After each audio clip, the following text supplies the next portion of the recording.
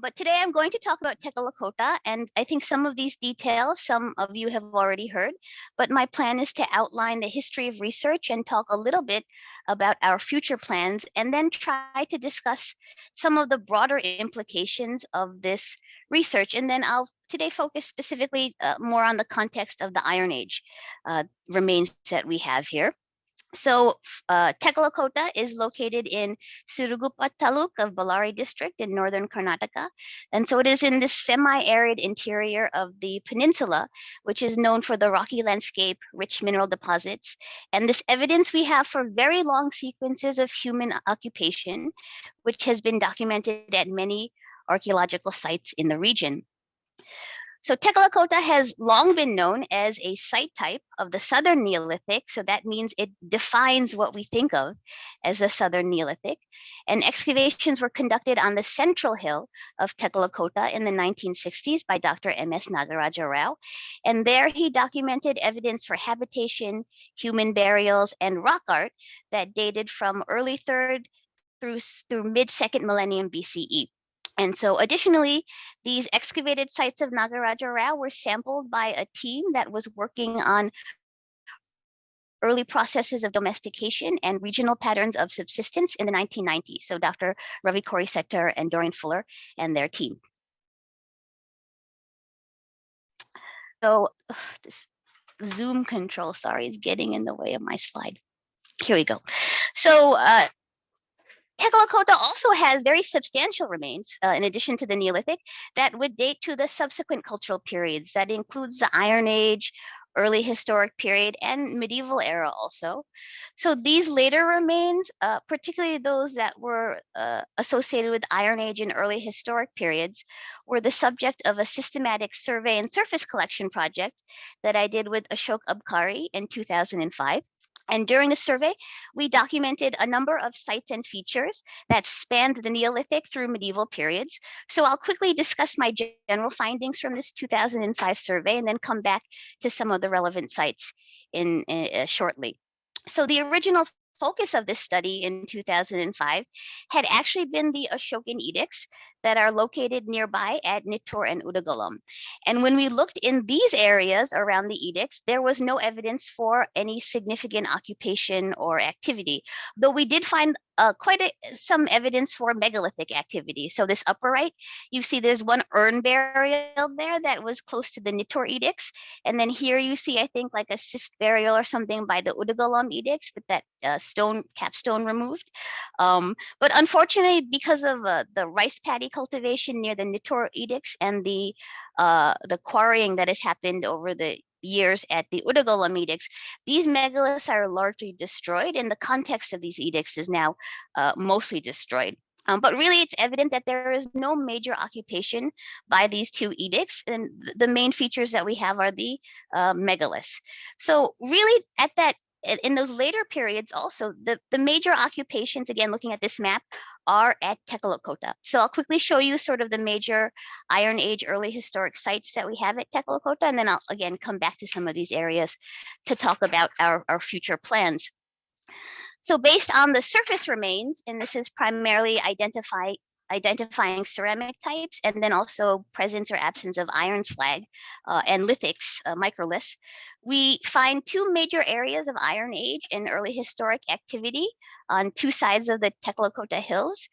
So this one side is Tek 3, also known as Gaudra Mule, and then Bali Tota is we call Tek 8 on this other side. And then in between them, lying in the hills, is a very large reservoir. So it's a natural water collection area, and it's been reinforced over the years. So in addition to these sites sort of on this side of the hills, we have a little bit to the south, two additional sites, Tek 6 and Tek 7, and these are areas that still require testing. And really the observations we have about these sites are from the surface remains alone at present. Tek 7, the southernmost site, I won't say much about it, except the reason it was marked out is because in 2005, Ashok found a punch mark coin on the surface there. There weren't very many other significant remains. And really, in addition to the Ashokan edicts and a few beads, this is right now the only real evidence for any interaction with the north that we have. So it's an interesting place, but one that we need to look at a little bit more. Tech 6, I'll come back to more about. It lies just below the Neolithic settlement that Nagaraja Rao had excavated in the 60s. So there's something going on there that I will speak about in a moment. So in addition to these areas, we also have evidence for very substantial medieval remains, and these have never been systematically documented. But I think it helps to demonstrate that this area of Tekkalakota has been a thriving center of human activity from at least the 3rd millennium BC. And I think in really thinking about why this was such an important center, we need to start looking at the production history and economic history of this place. So this earlier research that we had done in 2005 was designed to investigate the nature of North Indian imperial interaction in the south because of those two Ashokan edicts at Nittor and Udagulam. But very quickly, it turned towards a consideration of those long-term and local continuities and the implication that this diachronic regional perspective has for our understanding of how social complexity develops in South India. So moving on to sort of our more recent work, our team began excavations in 2019. So this was a partnership between myself and Dr. Shobha V from University of Mysore. And I don't know if she's here now. I know I saw her a little bit earlier signed in. But if she's here, feel free to jump in, Shobha, and add any details. So we began our excavations in 2019, and our goals had been to identify which were the major deposits associated with the Iron Age and early historic. And there were some Neolithic features I'll show you in a moment that we were also interested in investigating. And sort of more generally, we were interested in trying to understand the connections between the different areas and the different cultural periods that we have represented at Tekkalakota. And the hopes are can set ourselves up for a larger program of intensive excavation and exploration that we will hopefully begin in the next few years. So I'll outline what we know so far and then tell you a little bit about where we hope to go with it. So this first season of excavations, we were able to excavate in 4 areas, which you see marked on this map. So our first set of test excavations was actually not at Tekkalakota, but it was a little bit a ways at this Neolithic ash mound, which is at the base of a hill, which is known as Jakeragudda. So this is approximately 1 kilometer northeast of the Udagulam edicts and 3 kilometers west of Tekkalakota. And we were able to open up 2 test units, one sort of in the center and then one at the base. This photograph in the lower right-hand side is at the base. So you can kind of see, if you see my arrow, that sort of edge of the ash mound, we were able to capture get some radiocarbon dates from below that edge of the ash mound and compare it to the dates that we got from the ash mound itself. And you can kind of see all the dates are neatly fall within the middle of the Neolithic period. And they also show or indicate that this may have been a relatively quickly constructed feature. If you see the dates are relatively close. So if you look at the hill behind Jakeragudda, that itself is also covered with a lot of rock art and a lot of grinding slicks. So this is a very interesting area that definitely deserves future investigation. So you see here in the lower right-hand picture, this is a view of the ash mound with the Jakeragudda hill, I think, or the one next to it in the background. But you can see the hills of Tekkalakota from this ash mound, and this sort of rock that's sticking up is a very prominent landmark of the landscape. So it's interesting that you have that visibility, and you can start thinking about the connections between these places and these communities. So I think for the purposes of our discussion today on Iron Age, I think really what we can talk about with the ash mound is that the presence of this kind of feature, as we see, many ash mounds in this region, it really indicates the emerging pyrotechnical capacity of the communities in this area. And again, for the purposes of metallurgy, this is an important consideration. So the second set of test units that we opened up is when we can really start thinking more specifically about Iron Age, or at least iron production. So this is that reservoir that is between those 2 major Iron Age early historic sites at Tekkalakota. And so in this reservoir in 2005, you see here just on this one side, there was a very dense scatter of slag. It's a huge just pile of slag, which we saw in 2005. So when we returned in 2019, we had excavated 2 test units in that pile itself, hoping to find some production evidence or something, but it really ended up or turned out to be just one big compact pile of slag. So you just see a very, very dense sort of accumulation of slag, and then we actually had to stop because these large stones started coming up, but there were no artifacts, no production evidence, nothing in that area. Also, even on the slopes of the hills, there's a rock shelter nearby. So this is a very curious area that, again, I think needs more investigation, but it has brought up 2 questions. And the first question is where this big pile of slag is coming from, or where it was actually being produced. And then also, I think, when, because we don't have a date for these remains just yet.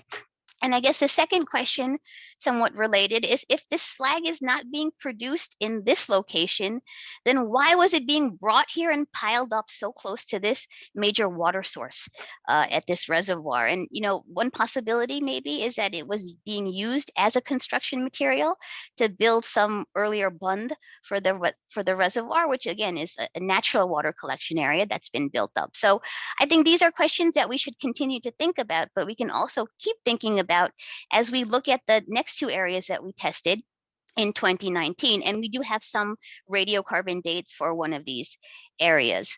So the first one, the place where we have the radiocarbon dates, was where we put our 3rd set of test units, this place called Baletota, or we refer to it as Tech 8. So much of this area has been disturbed. You can kind of see this is the collection map from 2005 of that site. And just only this shaded green portion, this upper portion here, is intact, and the rest has sort of been plowed away for agricultural purposes and is disturbed. But really, when we look at that one unit, even in that undisturbed portion, it's a very small unit, only 1 by 1 meters.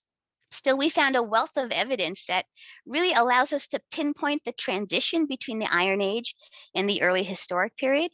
So we were able to date 2 radiocarbon, 2 charcoal samples, one from the bottom of the unit, so sort of in the very base of it. And I will say that the deposits continue past where we ended our unit. We had to close it up for practical purposes, but we had not hit sterile soil. And then we took one sort of more from the middle of the unit, around here, locus 30. So this middle date had a date of the 1st or 2nd century BC to mid 1st century AD, and then this bottom date was, I think, sometime between the 8th and mid 7th century BC. And so again, I think that really nicely captures an important transition phase from the Iron Age to early historic. And I think for the purposes of our discussion, it's also worth noting that the iron slag sort of continued throughout the unit all the way down until the bottom. And again, that deposit continued past the point where we had stopped. So another thing to note is that we also had some graffiti marked sherds at the very bottom, but I won't go into that today. But what you also see if you look sort of at the profile of this the section of the wall, you'll see there's some thin lenses of a white substance, and also some granule nodules with this white substance were found, and also iron particles in the unit, and then also on the surface around the unit. And we think this white substance is the slaked lime. So you can ask where this slaked lime is coming from, and it appears to be coming from the last place where we did our test excavations in 2019.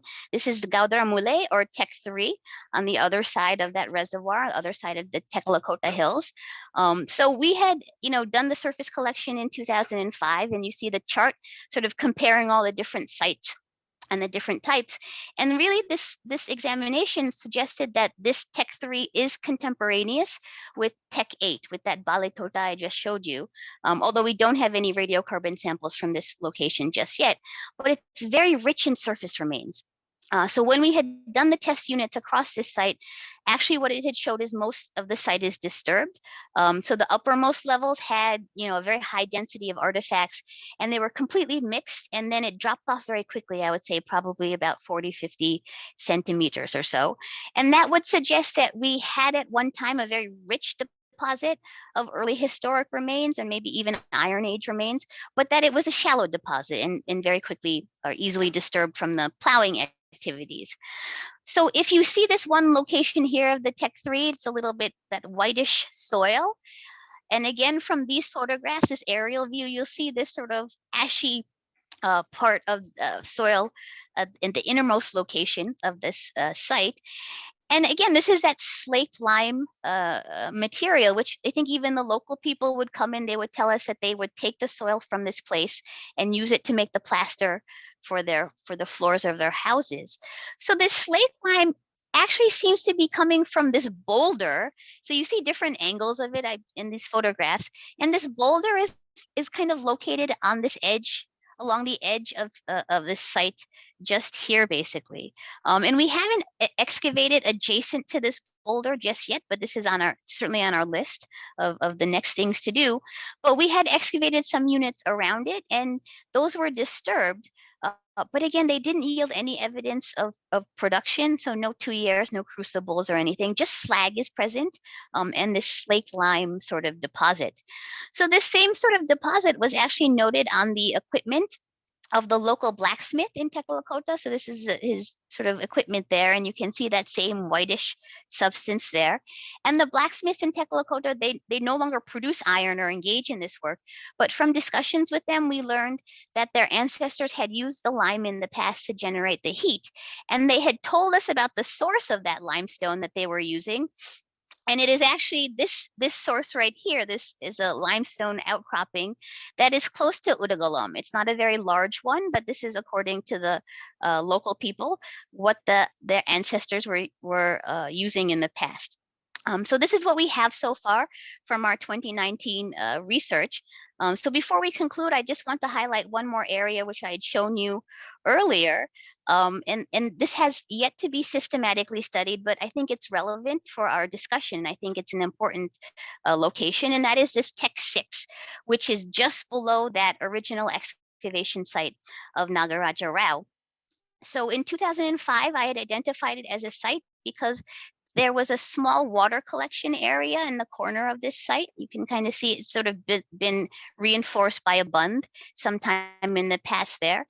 So that now has sort of been destroyed. And this photograph you see here is from Nagaraja Rao's site looking down onto this Tech 6, and there's a much larger tank that's been constructed there. But both in 2005 and in later years, when we have looked at the eroding material out of these bunds and the back dirt that comes from this construction, we would find the ceramics and the iron slag. And I've just noted that there is no RCPW, or very, very little compared to what we would see at the other sites, but you would find the black and red ware and the pieces of iron slag. And possibly in this jumble of stones here, there would be some megalithic alignments, but that we still have yet to confirm. So my hypothesis is that this site was representing that Neolithic Iron Age transition, or maybe also the early Iron Age. But this is something we need to confirm with our excavations and with radiocarbon dating. But I think it's important to do this and to ask these questions for several somewhat related reasons. I think the first reason is there's often assumed to be a break in occupation or an abandonment at many sites in this region at the end of the Neolithic period. And this is often linked to climatic change. But there are some sites in this region that do have some continuity over time. So for example, at Karibakale, that site has continuity. But Corey Sector and Fuller and their teams had speculated that Tekkalakota was like Sanganakalu and other nearby sites and had been abandoned at the end of the Neolithic. And if you were to just look at the central hill of Tekkalakota, where Nagaraja Rao had done his work, this may seem to be the case. And I think here my argument is similar to what Dr. Selva Kumar had mentioned in his paper as well, that once you start looking around and you sort of don't take a single site approach, but you look at the wider area, you will find that evidence for continuity. of occupation. So I think we do have that continuity at Tekkalakota. It just comes with some shifting settlement over time. And I think the pattern is really what we see similar at many sites is people in the Neolithic are more on the tops of the hills and slowly they come down to the base. And at Tekkalakota, slowly the occupation seems to have moved northward. The medieval portion is sort of just north of that Tech 8, and then the modern village is just north of that.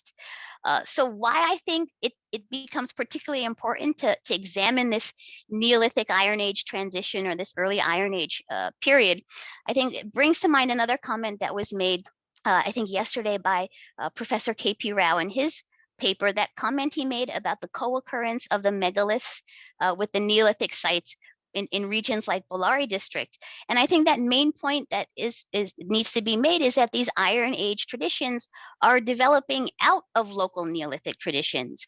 And this becomes important, I think, because earlier debates about the origins of the megaliths and the origins of iron technology would often rely on these external explanations like migration and colonization, or even just simple diffusion of, the more complex society to the presumably less complex societies of South India. And I think these kinds of theories have sometimes been reinforced with the genetic or linguistic arguments, and I'll put that in quotes because I don't think it's very reinforcing or convincing an argument, because as I think many of us here know, if you look at the archaeology, it is very evident that these are local developments. And I think Tekkalakota is really an excellent place to document these kinds of local developments as they're happening. So our team has been able to identify these areas with the intact cultural deposits that range from this early 3rd millennium BC until the mid 1st century CE. And doesn't just involve looking at Tekkalakota, but also in those surrounding areas like at Jakaragudda, where we have the ash mound and rock art and all those other features. And again, this period spans many important transitions and developments in South Indian antiquity, which includes the shift towards a settled agrarian lifestyle, the adoption of iron technology, and also the adoption and the emergence of written traditions. So our future work is really geared towards understanding the emergence of those latter two phenomena, iron technology and then also writing, we hope to investigate as well. And it's really structured on the premise that to understand these processes of development, you must, number one, examine that long-term perspective in the region, beginning with the Southern Neolithic. And secondly, that you have to take more of a landscape view that focuses on the area around Tekkalakota and all all the hills, and not just this site-specific approach that has really driven a lot of the earlier research. And again, this is very much like what Dr. Selvakumar was mentioning in his paper. So in our future plans, I think there are some components of our project that are still developing. We are now starting to investigate the medieval portions of the site as well. And we also have some ongoing analysis from our materials recovered from our 2019 excavation. So at Kerala University, I know Dr. Abayan and his students will be examining our fauna. And then we are now also partnering with Dr. Sharda Srinivasan and Dr. Udaya Kumar from National Institute of Advanced Studies to look at our iron. So I look forward to some of the results and to sharing that with you in the future. And in our immediate plans, and hopefully next winter this will be able to happen, I would like to do some testing at Tech 6, and then maybe try to put some test units near that boulder with the lime deposit at Tech 3. And then when possible, we would like to go back and do a larger scale excavation at that intact deposit at Baletota, and really to continue to explore and examine all those different locations where we have this evidence for some stage of the iron production process. And again, it's scattered across that landscape. So I think all of these things that I presented have more to do with the technical details of analysis and how we understand the Iron Age in the Southern Deccan and at Tekkalakota, but we can also think about some of the broader implications of this work. And here I think, again, this would match with some of the arguments that the other participants in this session and in other sessions have been able to make. So when we think about the intellectual merit of this project, really, number one, as I said before, it's really shown the importance of this landscape approach that thinks about a wider range of sites collectively instead of this site-specific view, because that can really limit your visibility And you really need to understand sort of the contemporaneous activities and communities over time. And then similarly, I think we can emphasize this diachronic approach and think about the long-term occupation history at Tekkalakota and these transitional periods when these early, social and technological transformations are beginning to emerge. Another thing that we ask with this project is really what we mean when we talk about social complexity in archaeology. And I think, continued research across South India has demonstrated that societies in South India as a whole, not just the Southern Deccan, were innovative, they were dynamic from very early periods of prehistory. And I think it's important to focus on these local patterns of material culture instead of always thinking about this evidence for external contexts like these Ashokan edicts and so on. So I think this project is really trying to contribute to our understanding of these regional cultures as complex, despite the fact that they remain relatively small scale over time until later periods. And I think this becomes a contrast to those conventional models that we see in archaeology that will interpret measures of complexity based on scale or on the presence of urbanism or the state. So I think this is in many ways coordinating with that broader archaeological literature that talks about the development of complex societies and this concern with the definition of terms and the way that a lot of these terms are shaped by paradigms of social evolution. So we're making this argument that societies in the Southern Deccan are really an important comparative case study to talk about social complexity and the origins of social complexity. And we're now beginning to get the empirical detail to validate some of those arguments. So really, in all of this, theoretically, we're engaging with this question of what is complexity, and we're drawing rather from that archaeological definition, from the definition of Herbert Simon's idea of a complex system as one that is made up of a large number of parts that interact in non-simple ways. And I think by framing the theoretical issues of this project in such a manner, we can keep on thinking about what the origins and meaning of social complexity are in a way that sort of steps away from that social evolutionary framework and tries to link everything to urbanism in the state and sort of that checklist of complexity that exists in archaeology. And we can now add these concrete examples of iron and writing technology to this discussion. So our project is also emphasizing this idea of micropolitics, which focuses on, sort of individual decision making and sort of individual action. And it's really reflecting our position that, when you develop and adopt transformative technologies like iron technology and writing as well, that this occurs through individual decision making processes, and that these processes are what will scale upwards and outwards over time. So by drawing on this approach of micropolitics or keeping it in mind, we're going to argue that these communities at Tekkalakota and across the Southern Deccan are not only witnessing these emerging technologies of metallurgy and literature, but they're active participants in the development and uptake of these technologies. And again, this is a contrast to those conventional models that we often see in South Asian prehistory as a whole, that look at South Indian societies as these very passive recipients of political and cultural flows from North India and other places. And I think this brings up some very important questions about scale, complexity, and really the directionality of interregional interaction.